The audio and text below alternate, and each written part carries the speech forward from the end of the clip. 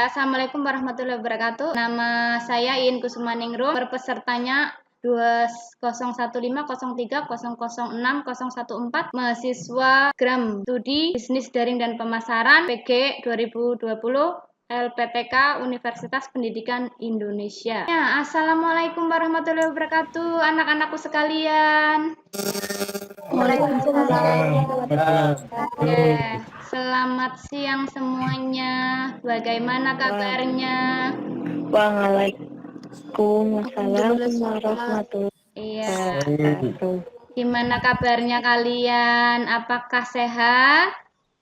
Alhamdulillah Sehat ya. Iya, masih semangat walaupun belajarnya masih dari rumah, sistem pembelajarannya masih jarak jauh ya. Karena di Purbalingga ini masih zona merah untuk COVID-19 atau virus corona ini ya. Kalian semuanya masih belajar dari rumah. Sehat, tetap menjaga protokol kesehatan, mencuci tangan pakai sabun, memakai masker, dan menjaga jarak ya. Tetap menggunakan 3M. Alhamdulillah baik. Oke, alhamdulillah. Ibu juga baik. Ini kita memulai pembelajaran kali ini. Ibu mempersilahkan kalian untuk berdoa terlebih dahulu sebelum memulai pembelajaran. Silahkan untuk Mas Fauzan memimpin doa terlebih dahulu. Untuk memulai pelajaran di pada siang hari ini, kita berdoa dengan kepercayaan masing-masing. Berdoa, mulai, selesai. Ibu akan mengabsen. Ada yang belum masuk, mungkin nanti masih Ibu tunggu ya. Nanti kalian bisa absen di link yang sudah Ibu berikan, link SMK YPLP ya, karena seluruh absennya itu nanti direkap oleh sekolah. Seperti itu. Rizka, masuk ya. Ada Fauzan masuk, Saiful, Rina, Ani, Tari, Farah, Kenny, Afif, Pritama. Masih berkaitan dengan materi dokumen administrasi usaha. Terlebih dahulu kita mengingat kembali materi yang kemarin sudah kita pelajari tentang dokumen administrasi usaha ya. Kembali, coba Ibu akan bertanya kembali kepada kalian akan materi kemarin. Yang pertama adalah tentang pengertian administrasi usaha. Silahkan ada yang mengingat tentang pengertian administrasi usaha? Saya Bu. Oke, apa? Administrasi usaha dalam arti luas yaitu segenap proses penyelenggaraan kegiatan tata usaha yang dilakukan oleh dua orang atau lebih dalam bekerja sama untuk mencapai tujuan. Oke, terima dalam kasih. Arti sempit usaha. Gimana? Kalau dalam arti sempit apa tadi? Kurang jelas? Tata usaha. Oh iya, betul sekali ya. Pengertian administrasi usaha dalam arti sempit adalah tata usaha, kemudian dalam arti luas adalah penyelenggaraan kegiatan yang dilakukan dua orang atau lebih yang bekerja sama untuk mencapai tujuan. Ya, betul sekali Mbak Ritama. Terima kasih, berarti masih mengingat materi yang kemarin Ibu berikan ya. Selain administrasi usaha itu ada yang namanya kegiatan administrasi. Siapa yang masih mengingat tentang kegiatan administrasi? Saya, Bu. Oh ya, Mas Fauzan, silahkan. Apa saja kegiatan administrasi? Kegiatan administrasi ada 5. 1. Mencatat. 2. Surat menyurat. Ya. 3. Pembukuan. Ya, pembukuan, betul. Terus? Yang keempat, mengetik. Oke, mengetik. Yang kelima, membuat agenda. Itu ada 5 kegiatan administrasi. Kemukakan oleh Fauzan ada mencatat, surat menyurat, pembukuan, ketik mengetik, dan membuat agenda. Ya, itu ada 5 kegiatan administrasi usaha. Kemudian ada lagi unsur administrasi. Bisa? Saya Bu. Oke, silahkan oleh Anna Setiani. Unsur administrasi itu apa saja? Unsur administrasi ada 8. Ya. Yang pertama organisasi. Yang kedua manajemen. Yang ketiga komunikasi. Yang keempat kepegawaian. Yang kelima keuangan, yang keenam perbekalan, yang ketujuh tata usaha, 8 humas. Oke, betul sekali itu 8 unsur administrasi ya. Berarti Mbak Ana masih mengingat materi fungsi administrasi? Saya, Bu. Oke, silahkan Mas Afif. Fungsi administrasi Fungsi apa saja? administrasi ada 6, yaitu perencanaan, 1 perencanaan, 2 Ya. organisasi, 3 koordinasi, 4 reporting atau pelaporan, Iya, betul. 5 budgeting atau anggaran, 6 kepegawaian perwakilan. Ya, betul sekali. Itu ada untuk selanjutnya. Kita mulai materi selanjutnya masih berkaitan dengan materi administrasi usaha. Akan Ibu presentasikan dengan menggunakan PowerPoint. Silahkan kalian menyimaknya. Kalau nanti ada yang perlu ditanyakan, silahkan bertanya. Nanti kalau ada pertanyaan juga nanti Ibu tanya, kalian tinggal kreatif dan kebiasaan. Materi bab 3 adalah mengenai dokumen administrasi usaha. Untuk tujuan pembelajarannya, nanti kalian bisa menjelaskan pengertian dokumen menggunakan bahasa sendiri dengan lancar, kemudian bisa mengklasifikasi fungsi surat dengan tepat, bisa mengidentifikasi surat niaga dengan cermat, bisa menjelaskan pengertian formulir administrasi usaha menggunakan bahasa sendiri dengan lancar, dan bisa mengidentifikasi formulir administrasi dengan cermat. Pengertian dokumen akan Ibu dibacakan oleh Alvina. Pengertian dokumen. Silahkan dibaca pengertian dari dokumen oleh Mbak Alvina. Dokumen adalah sebuah tulisan penting yang memuat informasi. Ya, betul sekali jawabannya tadi, dokumen sebuah surat penting ya, jawabannya tadi ya. Segala macam benda yang dapat memberikan keterangan yang sifatnya tidak terbatas, hanya tertulis atau tercetak saja. Oke, betul sekali. Itu dalam arti luas, kemudian dalam arti sempit. Surat pingsan, Oke, surat akta atau surat resmi. Oke, terima kasih. Itu jadi dokumen dalam arti sempit itu surat, piagam, akta, dan surat resmi. Kemudian dalam arti luas adalah segala macam benda yang dapat memberikan keterangan yang sifatnya tidak terbatas, hanya tertulis atau tercetak saja. Itu adalah pengertian dokumen, pengambilan keputusan, ataupun untuk kita melakukan sesuatu, kita membutuhkan dokumen. Ya, untuk kemudian ada yang namanya bukti transaksi. Itu ada 2, bukti transaksi intern dan bukti transaksi ekstern. Nanti yang termasuk intern adalah kas masuk dan kas keluar. Kemudian bukti transaksi ekstern adalah cek, kwitansi, nota, memo, dan faktur. Kalau cek itu surat perintah dari bank untuk dibayarkan kepada orang yang tertera namanya di surat itu. Kemudian kalau kwitansi itu adalah bukti bahwa seseorang sudah membayar dan ditandatangani oleh pihak penerima uang. Dan nota itu bukti pembelian secara tunai, dan memo itu pesan ringkas, dan faktur itu adalah bukti pembelian secara kredit. Jadi bukti transaksi itu ada 2 ya, bukti transaksi intern dan transaksi ekstern yang sudah Ibu jelaskan tadi. Ada yang ditanyakan dari bukti transaksi? Kalau tidak ada, Ibu lanjutkan menjadi ke surat.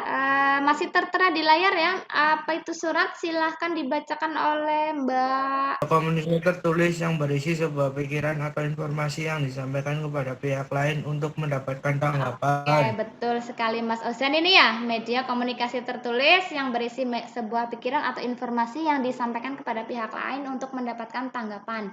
Ini adalah pengertian surat ya. Memang sekarang surat jarang sekali kita gunakan karena sudah beralih fungsi. Kita menjadi surat email di elektronik ya, sudah digital. Kita zamannya sudah zaman milenial, zaman digital, sehingga surat yang tertulis itu kita sudah jarang menggunakan. Tapi untuk di dalam bidang usaha itu masih digunakan ya. Karena apa fungsi surat itu? Untuk di bidang administrasi usaha itu adalah yang pertama, alat komunikasi secara tertulis.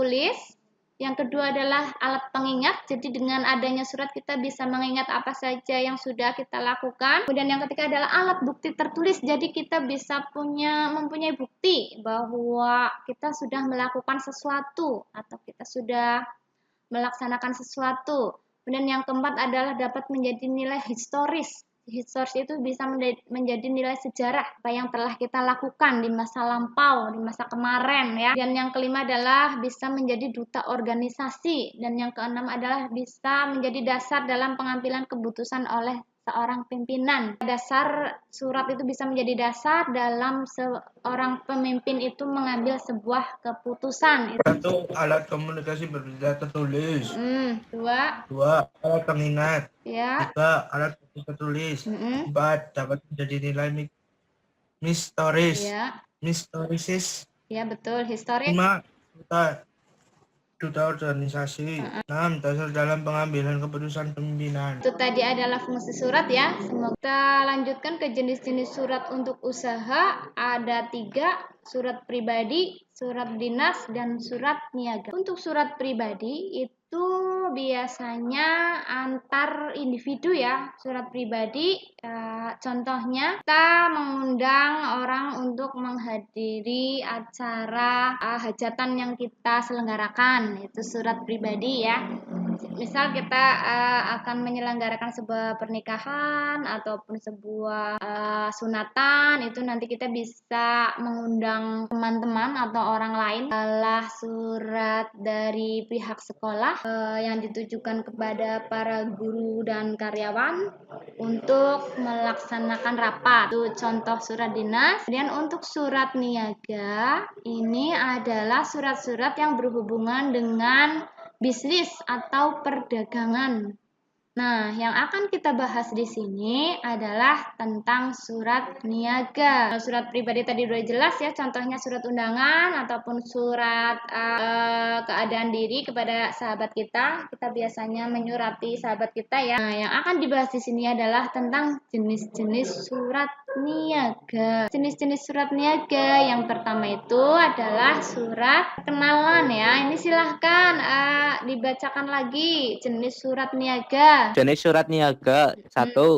Surat perkenalan. 2. Surat penawaran. 3. Surat pesanan. 4. Surat pemberitahuan pengirim barang. 5. Surat pengaduan. 6. Surat jawaban pengaduan. 7. Surat penagihan. 8. Surat pengiriman pembayaran. Dan yang terakhir, surat penerimaan pembayaran. 9 jenis surat niaga. Yang pertama itu adalah surat perkenalan. Itu adalah surat perkenalan barang. Ini biasanya dibuat oleh seorang penjual untuk memperkenalkan barang dagangannya. Tujuannya untuk apa? Untuk agar barang dagangannya itu dibeli oleh pembeli. Jadi kalau tidak melihat barang, itu kan tidak mungkin yang namanya seorang konsumen itu membeli barang yang kita tawarkan, seperti itu. Ini adalah surat yang dibuat oleh pihak penjual kepada pihak pembeli. Ini untuk langsung menawarkan barang dagangannya. Diperlihatkan barang-barangnya itu apa saja, harganya berapa, jenisnya apa, jumlahnya ada berapa. Yang namanya surat pesanan ini biasanya dibuat oleh pembeli untuk memesan barang kepada penjual. Ini adalah jawaban dari surat penawaran yang diberikan oleh seorang penjual. Kemudian yang keempat adalah surat pemberitahuan pengiriman barang. Ini dibuat oleh seorang penjual karena sudah menerima surat pesanan dari seorang pembeli, sehingga seorang penjual ini akan membuat yang namanya surat pemberitahuan pengiriman barang. Pengiriman barang itu sampai konsumen itu barangnya ada yang kurang. Misalkan pesan 100 tetapi datangnya cuma 90. Nah, ini bisa dibuat yang namanya surat pengaduan oleh pihak pembeli. Surat pengaduan ini dibuat oleh pihak pembeli karena barang yang dikirim itu tidak sesuai dengan pesanan. Surat pengajuan ini ada yang namanya surat jawaban pengaduan. Ini yang membuat adalah seorang penjual. Penjual karena adanya surat pengaduan dari pembeli. Ini dijawab kenapa barangnya tidak sesuai pesanan, kenapa cuma datang 90. Nanti ini akan dijawab, oh iya nanti akan diganti. Misalkan kalau memang datangnya cuma 90, nanti akan diganti, ditambahkan oleh pihak penjual. Ini jawaban pengaduan. Kemudian setelah itu ada surat penagihan. Ini dibuat oleh pihak penjual untuk menagih uang dari pihak pembeli, karena pihak pembeli itu belum membayar barang pesanan yang sudah diterima. Ini penagihan ini dibuat oleh pihak penjual. Selanjutnya adalah ada surat pengiriman pembayaran. Nah, surat pengiriman pembayaran ini yang membuat adalah seorang pembeli ya, karena mengirim pembayaran. Pembeli itu mengirim pembayaran yang dilakukan oleh pembeli. Kemudian setelah adanya surat pengiriman pembayaran akan dijawab oleh pihak penjual dengan mengirimkan yang namanya surat penerimaan pembayaran. Ini yang dibuat oleh penjual ya, surat penerimaan pembayaran, karena sudah menerima pembayaran dari barang yang sudah dikirimkan. Ini adalah jenis-jenis surat niaga. Ya, dari penjelasan Ibu mengenai fungsi surat dan surat niaga, kemudian ada bukti transaksi, ada pengertian dokumen, adakah yang ditanyakan? Silahkan kalau ada yang ditanyakan. Kalau memang tidak ada, Ibu mau bertanya balik kepada kalian. Ini merupakan sebuah kuis. Nanti kalau yang bisa menjawab kuis ini, Ibu berikan penambahan nilai. Siapa cepat, dia dapat. Silahkan cepat-cepatan, nanti Ibu kasih nilai plus untuk kuis yang Ibu berikan. Kalau oke, siap? Mana suaranya? Siap? Iya, Bu. Oke, siap. Dan Siap. Oke, dari nanti yang menjawab nanti Ibu berikan nilai, penambahan nilai, misalkan yang remedi, ada ulangan dan remedi, langsung Ibu tuntaskan kalau bisa menjawab nilai kuis ini. Bisa dipahami seperti itu ya? Bisa. Oke. Pertanyaan istilah lain pesan ringkas, A atau B, surat atau memo, silakan yang menjawab. Di mute Saya Farah. Farah. Oke. Saya. Udah dijawab Tuh. oleh Farah. Istilah lain dari pesan ringkas itu yang betul. B. Memo. Oke, istilah lain pesan ringkas itu adalah memo. 100 nilai untuk Farah, penambahan nilainya. Kemudian ada kuis yang kedua. Contoh kas masuk. Yang pertama adalah Iqbal. piutang. Iya, silahkan dijawab. Piutang tidak tertagih atau piutang tertagih. Silahkan. Piutang tertagih. Iqbal ini yang jawab. Yes. Oke, piutang yang tertagih. Jadi jawaban yang betul kuis yang nomor 2 adalah piutang tertagih. Iqbal mendapatkan penambahan nilai karena menjawab dengan benar. Contoh kas masuk. Jadi piutang yang tertagih. Jadi kita menghutangkan barang kepada orang lain, tetapi orang lain tersebut membayar kepada kita. Jadi itu yang dinamakan sebagai piutang tertagih. Oke, 2 kuis berhasil dijawab dengan baik oleh Farah dan Iqbal. Kuis selanjutnya nomor 3. Silahkan bukti pembelian secara kredit. Siapa yang mau menjawab? Sebutkan nama terlebih dahulu. Iqbal Nurfari. Bukti pembelian secara kredit, silahkan. Nggak apa-apa, silahkan cepet-cepetan. Yang bukti pembelian secara kredit, siapa yang mau jawab? Suka cepat dan jawab Mbak. Bukti pembelian secara kredit. Ayo. Bu. Oke, Ritama. Apa Ritama? Jawabannya apa? Iya, faktur. Siapa yang jawab itu betul sekali? Fauzan, oke Fauzan. Berarti Ritama nanti pertanyaan selanjutnya nanti biar dapat nilai tambahan. Oke, bukti pembelian secara kredit itu adalah faktur, sedangkan nota itu adalah bukti pembelian secara tunai. Ya, atau cash, betul. Dan kuis yang keempat adalah contoh dari kas keluar. Silahkan yang mau menjawab. Pembelian barang. Oke, ini Tama betul sekali menjawab. Contoh kas keluar adalah pembelian barang. Karena kita membeli barang ya, jadi kita mengeluarkan uang, mengeluarkan kas. Tapi kalau kita menjual barang, itu kita akan mendapatkan uang atau kas masuk. Ya, itu kuis yang selanjutnya adalah siapa cepat dia dapat. Yang termasuk jenis surat niaga ataukah surat pengaduan ataukah surat undangan. Silahkan yang menjawab. Surat pengaduan. Surat pengaduan, betul sekali. Siapa tadi, Iqbal? Yes. Oke, Iqbal dapat nilai berapa ini? 2 kali. Terus, kuis selanjutnya. Yang lain ayo berpartisipasi. Surat pesanan dibuat oleh siapa? Surat pesanan dibuat oleh pembeli. Ini yang jawab siapa ini? Laki-laki apa Semuanya. Semuanya. Farah. Farah lagi. Oke, Mbak Farah. Kemudian selanjutnya kuis yang terakhir, 2 nomor yang terakhir, yang termasuk unsur administrasi yang pertama, planning atau Komunikasi. Komunikasi. Oke, komunikasi Iqbal. Iqbal berarti menyimak dengan baik ya.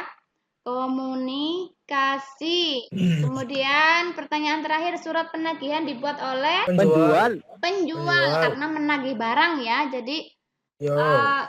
kita membuat surat penagihan Masih itu surat dibuat oleh penagihan. penjual. Oke. Ya, terima kasih yang sudah menjawab pertanyaan kuis kali ini. Kalian nanti akan mendapatkan penambahan nilai dari Bu Guru. Alhamdulillah. Nanti bisa dilihat untuk rata-rata nilainya bisa naik ya. Untuk selanjutnya, formulir. Formulir ini apa? Lembaran kartu Iya. atau kertas dengan ukuran tertentu yang di dalamnya terdapat data atau informasi yang tetap dan tidak tetap. Ya, jadi formulir itu adalah kertas isian ya, yang dimodifikasi sedemikian rupa sehingga nanti ini bisa digunakan dengan baik, kertas isian. Jadi tidak perlu menulis semuanya secara di awal lagi, itu tidak, tetapi tinggal kita menulis isiannya saja. Ini biasanya digunakan di dalam suatu organisasi untuk memudahkan administrasinya. Nah, kemudian ada pengertian formulir, kemudian ada manfaat formulir. Silahkan, manfaat formulir itu Menghemat waktu dan tenaga. Terus Terdapat penyimpanan dan pencatatan. Adanya keseragaman. Iya. Mengurangi kegiatan fotokopi. Ya, jadi ini manfaat formulir itu menghemat waktu ya dan tenaga yang kita gunakan, kemudian memudahkan penyimpanan dan pencatatan, sama mengurangi kegiatan fotokopi. Jadi kalau sudah ada formulir itu tidak usah di fotokopi lagi, itu mengurangi kegiatan fotokopi. Ya, untuk jenis formulir ini ada 2. Ada formulir internal dan ada formulir eksternal. Formulir internal itu ada 3, contohnya formulir biodata karyawan, formulir penerimaan gaji, dan formulir pemesanan. Dan untuk formulir eksternal ini juga ada. Formulir eksternal ini dikeluarkan untuk keluar perusahaan.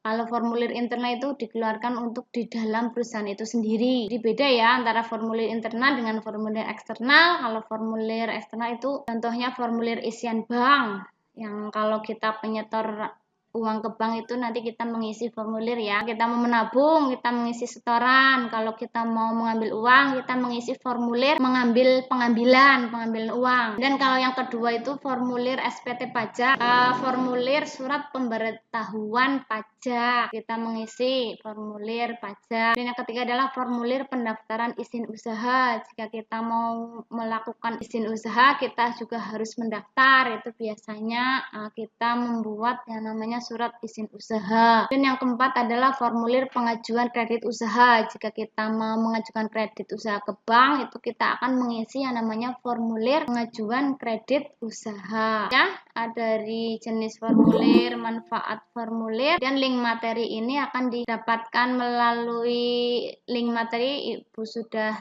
share di PCR atau Google Classroom. Nanti bisa di-download linknya, link materinya, dan nanti link soalnya juga nanti bisa kalian mengerjakan setelah pembelajaran hari ini selesai. Nanti kerjakan untuk link soalnya. Ada yang ditanyakan dari formulir penjelasan tadi, adakah yang ditanyakan dari formulir atau apapun itu? Silahkan, ada yang mau ditanyakan belum kita melanjutkan ke Saya, Bu. Iya, silakan Mas. Kan ada kan jenis formulir itu kan ada 2, formulir internal dan eksternal. Iya.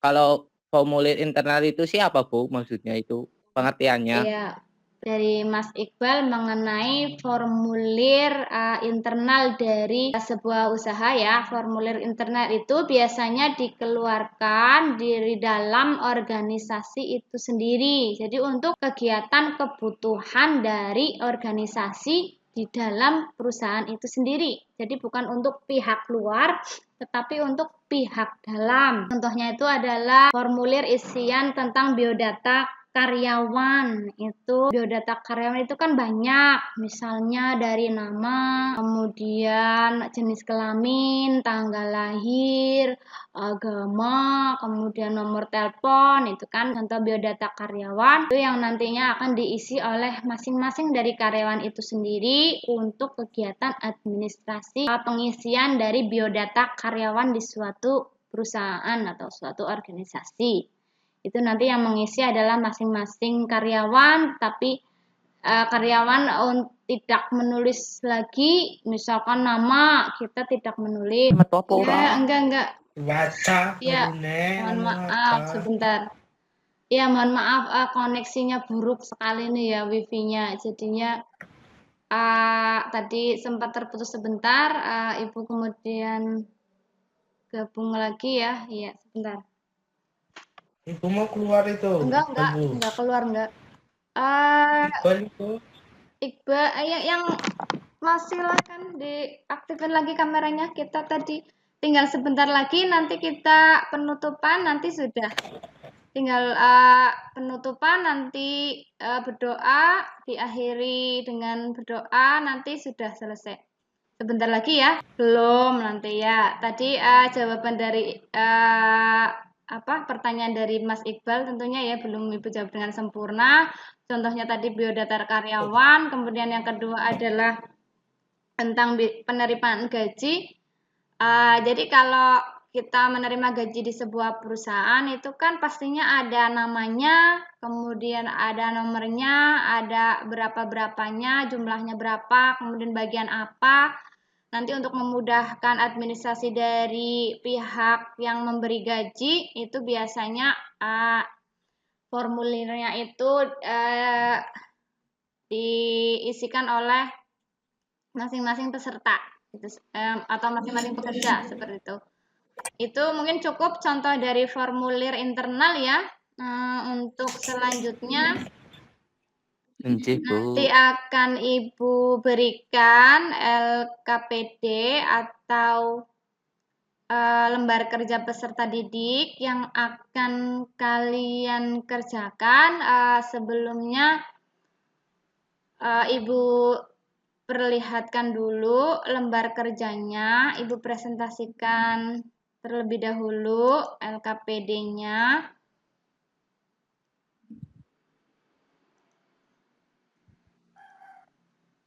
Sebentar.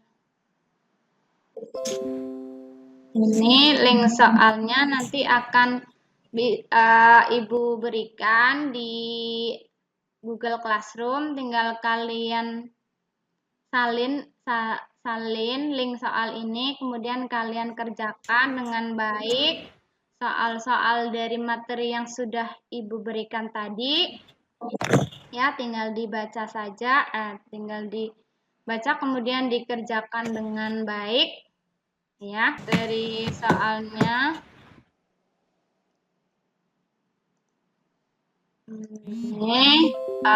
Ini seperti ini, ada uji kompetensi 3.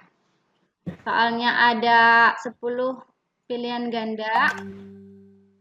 Silakan nanti dikerjakan, kemudian Sama soalnya Bu. Nggak usah, nanti jawabannya saja. Nanti kalian kerjakan di buku tulis, nanti kemudian dikirimkan filenya lewat foto, nanti dilampirkan di Google Classroom. Seperti ini soalnya ya. Langsung ke chat ya, Bu. Nanti kalau yang memang via Google Classroom-nya susah melampirkan filenya, bisa ke via WA. Iya, bisa via WA, nggak masalah. Itu untuk uji kompetensinya ya. Nanti silahkan dikerjakan dengan baik dan benar. Untuk kesimpulan pembelajaran hari ini, kita sudah mempelajari untuk kesimpulan pembelajaran hari ini, kita sudah mempelajari tentang dokumen usaha, dari pengertian dokumen, kemudian fungsi dokumen, kemudian pengertian formulir, dan jenis-jenis formulir yang akan digunakan di dalam kegiatan administrasi usaha. Jadi untuk itu kesimpulan pembelajaran kita hari ini. Mengingat waktu sudah 2 jam pembelajaran, 2 kali 30 menit ya untuk pembelajaran daring ini. Silahkan memimpin doa kembali untuk Mas Fauzan. Penutupan pembelajaran kali ini, silahkan dipimpin doanya oleh Mas Fauzan. Silahkan untuk menutup pembelajaran kali ini. Untuk mengakhiri pembelajaran di siang hari ini, membaca basmalah bersama-sama. Alhamdulillahirabbil alamin. Oke, terima kasih atas partisipasinya di dalam jangan keluar dulu. Atas pembelajaran kali ini, semoga kalian tetap semangat, tetap sehat, tetap menjaga protokol kesehatan. Semoga kita semua diberi keberkahan, semoga virus corona ini segera berlalu ya dari kota kita tercinta Purbalingga khususnya, dan pada umumnya di negara Indonesia keluar ya virusnya, maksudnya sudah tidak ada lagi. Tetap semangat, tetap jaga kesehatan, tetap melakukan 3M, tetap memakai masker, mencuci tangan dengan sabun, dan menjaga jarak. Oke, terima kasih atas perhatiannya. Kita kembali bertemu minggu depan. Assalamualaikum warahmatullahi wabarakatuh. Terima kasih. Waalaikumsalam warahmatullahi wabarakatuh. Kampung ngomong.